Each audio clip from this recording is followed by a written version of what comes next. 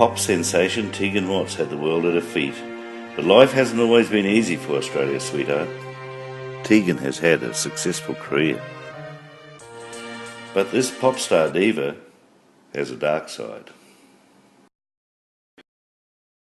Teagan Sarah Watts was born December 8, 1983, in the small town of Port Macquarie, New South Wales. Born into show business, her parents, Karen and Michael, were already established musicians with their folk music duo. It was around Teagan's 4th birthday the superstar couple noticed their daughter was something extra special. Even as a young child, she had a beautiful singing voice. It's as though she had a star quality from the beginning. So it was decided to turn the duo group into a band. Teagan and the Watts Family Band enjoyed much success with Teagan as lead vocals. So it was only natural, with the birth of Teagan's little brother Sam in 1991, that he would join the family band as well. Yeah, and then along came Sam, and we waited a few months, and he really seemed to understand music. So yeah, we put him on bass guitar. Went really well. The family band had a string of hits for years and toured constantly, performing all around the country. Teagan was a massive hit and a definite crowd favourite. This gained her the opportunity to be signed as the face of Clag Glue, Nappy Sand and Mr. Sheen, all at such a young age.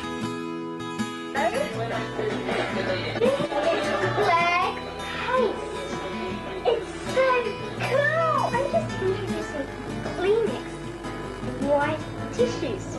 Facial, actually. See what they do?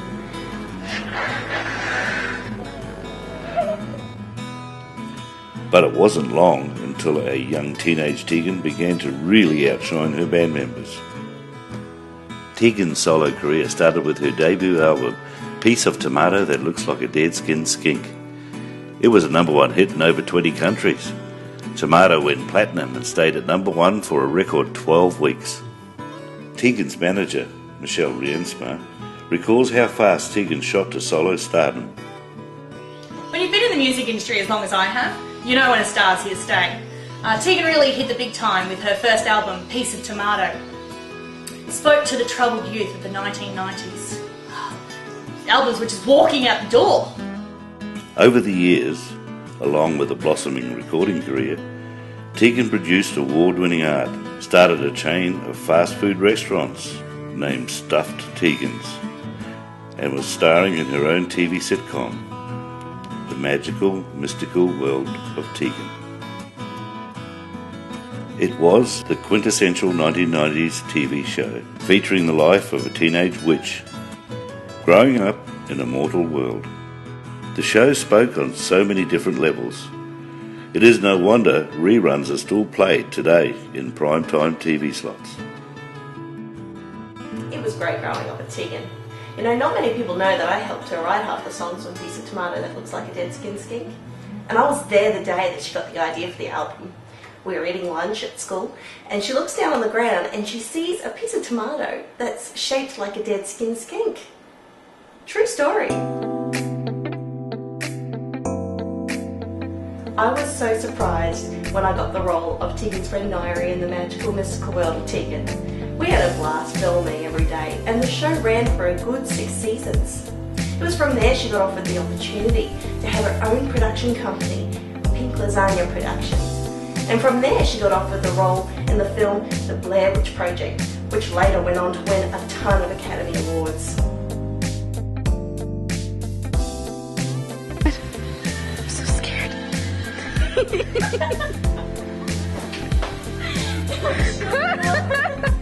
Ooh, we're gonna die! Success followed her everywhere. It seemed she had the Midas touch. Everything she touched turned to gold. Teagan was on fire. She cleaned up at the 1998 ARIA Awards, taking home 5 gongs, including Album of the Year for Piece of Tomato. She was making appearances all over the country. People just couldn't get enough of the sweet tunes and the vocal stylings of Teagan Watts. Actually, that's when Beyonce noticed her and asked her to be a supporting act.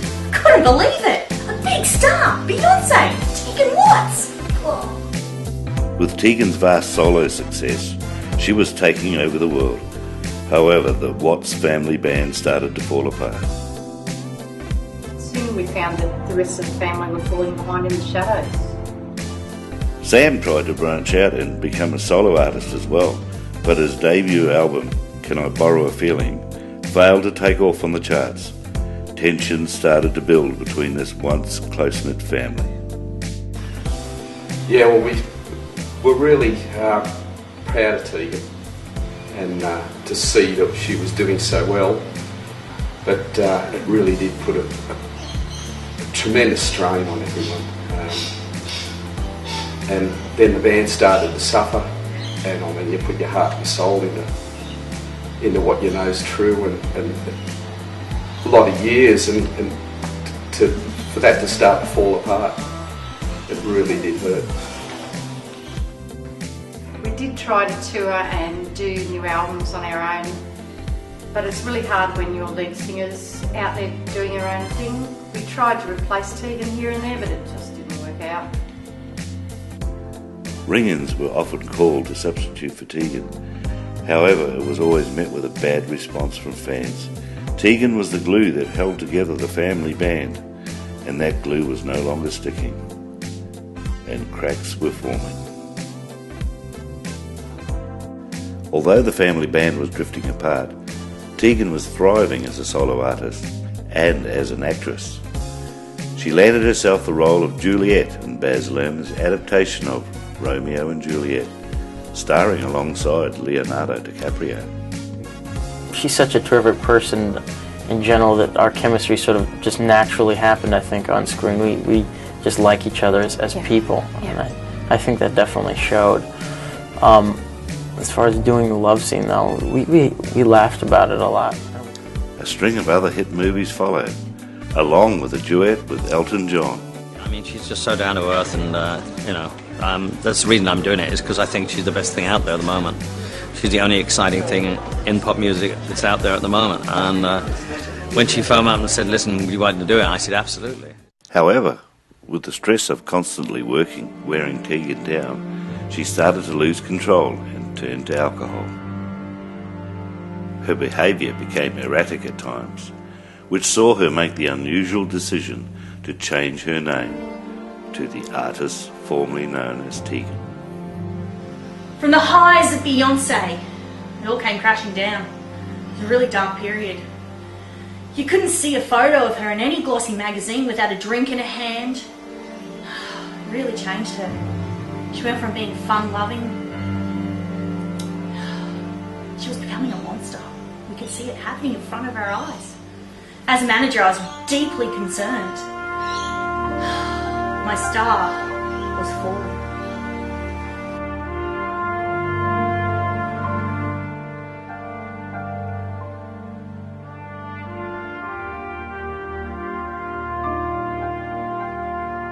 You know, with the stress of constantly working, wearing her down, I can pinpoint the event that tipped Teagan over the ledge. It was 2009 at the MTV Video Music Awards, a night that should have been a momentous one for her as she'd won Best Video, until Kanye showed up on stage. I'm really happy for you. I'm gonna let you finish. But Beyonce had one of the best videos of all time. One of the best videos of all time.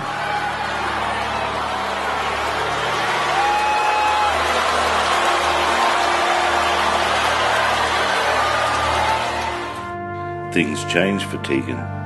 She turned into a very dark, very moody person, falling into the pit of despair of alcoholism. In late 2009, she composed her album Thug Love, which was so dark the record company originally refused to release it. It got so bad.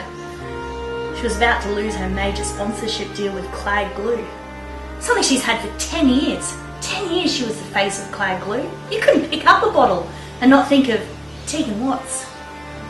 It was a dark time indeed. The infamous rift between Teagan and the family culminated one dark January evening where a heated discussion about a comment made that Teagan and Karen looked like sisters came to a dangerous conclusion. One minute we were chatting, the next minute she was at my throat. She punched me right in the face. It came from nowhere. One family member in particular had had enough of Teagan's outbursts, and this last brutal attack was the final straw. This family member decided to leak video footage of the incident, which resulted in Teagan losing the majority of her endorsements. This family member does not want to be identified. She's ruining everything we worked so hard to build, and frankly, I've had enough of everything being about her. The family band officially broke up. Teagan's therapist, Carly, was there to help her through this tough time. It almost appeared as though at times she had shaken off her bad girl lifestyle. Teagan was definitely one of the toughest clients I've ever had to work with, that's for sure.